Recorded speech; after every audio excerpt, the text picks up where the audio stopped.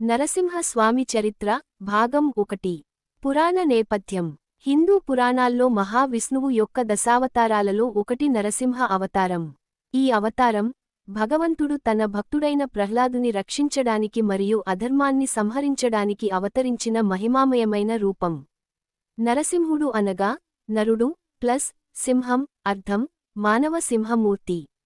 నరసింహ అవతారం కథ ప్రధానంగా భాగవత పురాణం, విష్ణు పురాణం, వారాహ పురాణం, హరివంశం వంటి గ్రంథాల్లో ప్రస్తావించబడింది. ఇది భక్తి, ధర్మం, తపస్సు మరియు దైవ న్యాయం యొక్క ప్రతీకగా నిలిచిన ఒక అసాధారణ దివ్యకథ. హిరణ్యకశిపుడు జననం. హిరణ్యకశిపుడు కశ్యప మహర్షి మరియు దితి దేవి పుత్రుడు.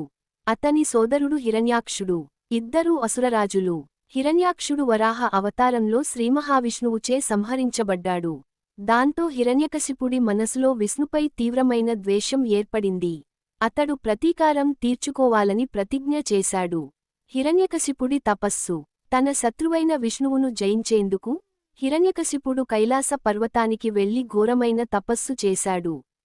వేలాది సంవత్సరాలు వర్షం, ఎండ, గాలి లేకుండా ధ్యానం చేశాడు. అతని శరీరం ఎముకలుగా మారిపోయింది.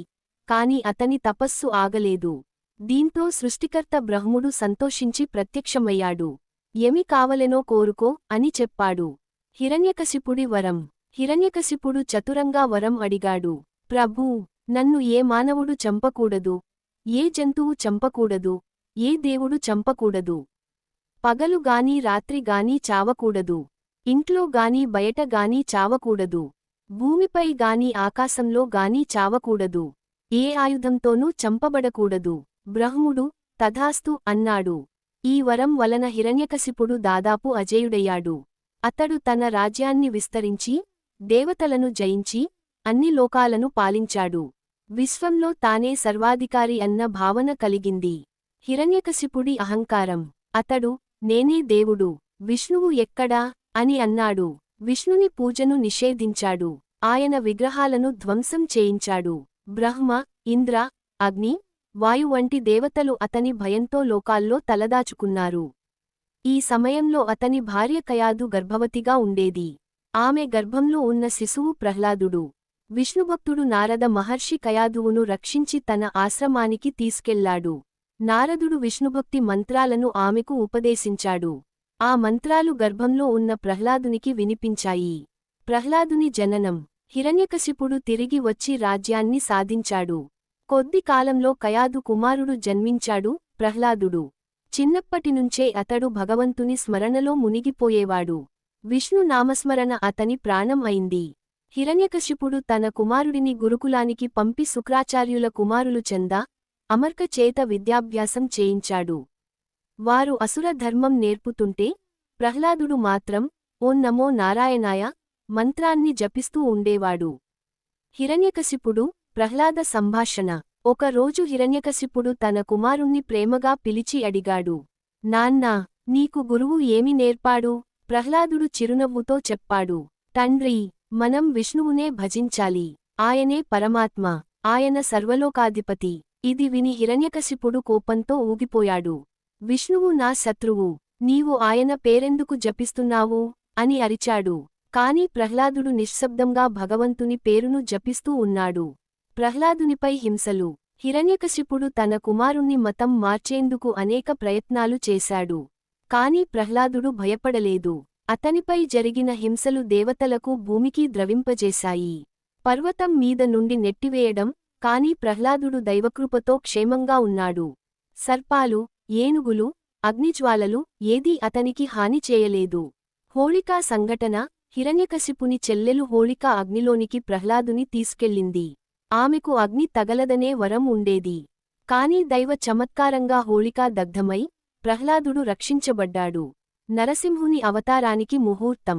హిరణ్యకశిపుడు చివరికి కోపంతో ఉక్కిరిబిక్కిరయ్యాడు. ఒక రోజు సింహాసనంపై కూర్చుని ప్రహ్లాదుణ్ణి మళ్లీ పిలిచాడు. హిరణ్యకశిపుడు, నీ దేవుడు ఎక్కడున్నాడు? ప్రహ్లాదుడు, అతడు ఎక్కడ లేడు తండ్రి. సర్వత్రా ఉన్నాడు. హిరణ్యకశిపుడు, అయితే ఈ స్తంభంలో ఉన్నాడా? ప్రహ్లాదుడు, అవును తండ్రి, ఈ స్తంభంలోనూ ఉన్నాడు. హిరణ్యకశిపుడు కోపంతో గదతో ఆ స్తంభాన్ని కొట్టాడు. నరసింహ అవతారం. అప్పుడు ఆ స్తంభం నుండి భయంకరమైన గర్జన వినిపించింది. ఆ శబ్దం 3 లోకాలను కంపింపజేసింది. ఆ స్తంభం మధ్య నుంచి నరసింహుడు, అర్ధమానవుడు, అర్ధసింహం రూపంలో ప్రత్యక్షమయ్యాడు.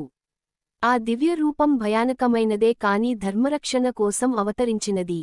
సింహముఖం, జ్వలిత నేత్రాలు, సింహకేశాలు, పంజాలు, మానవకాయం ఈ మూర్తి విశ్వాన్ని కదిలించింది. హిరణ్యకశిపుడు తన వరాలను గుర్తుచేసుకుంటూ అతనిపై దాడి చేశాడు.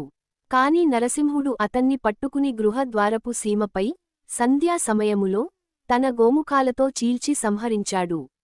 అది బ్రహ్మ ఇచ్చిన వరం ఉల్లంఘించకుండా సాధించిన దివ్యన్యాయం. ప్రహ్లాదుని రక్షణ.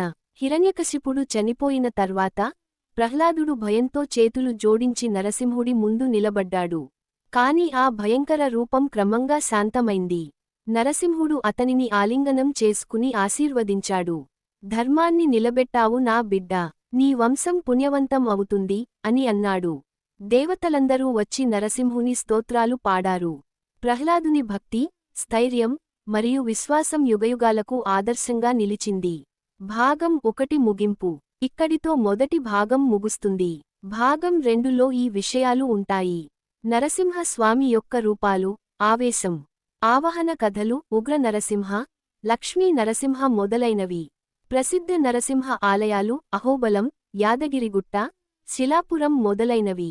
భక్తుల అనుభవాలు, పురాణ ప్రాముఖ్యత. ఆధునిక కాలంలో నరసింహ భక్తి ప్రభావం.